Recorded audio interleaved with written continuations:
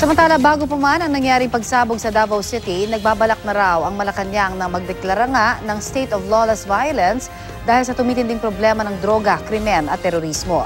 Dahil sa kabi-kabilang checkpoint, nagpaalala ang PNP sa mga alituntunin para malaman kung lehitimo ang operasyon ng mga pulis. Balitang hatid ni Jam Sisante.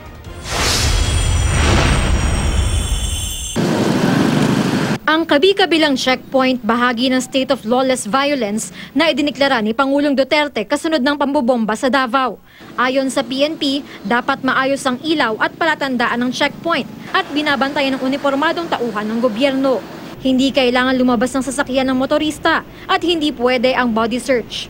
Dagdag pa ng isang law expert, hindi pwedeng halughugin ng gamit sa loob ng sasakyan kung hindi naman ito kaduda-duda. Hindi pwedeng i-extend ng pulis o ng sundalo yung kanyang kamay ay bintana.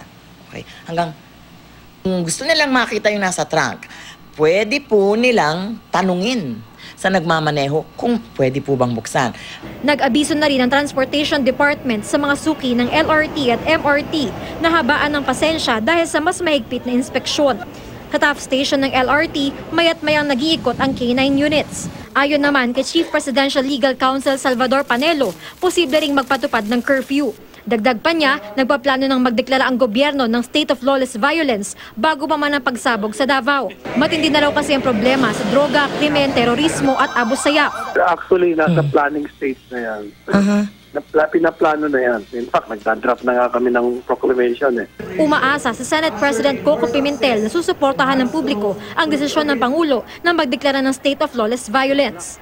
We will retain our normal oversight powers. So we have our Committee on Public Order, Committee on National Defense, na pwede po silang takbuhan, sumbungan kung meron po tayong nakikitang abuso.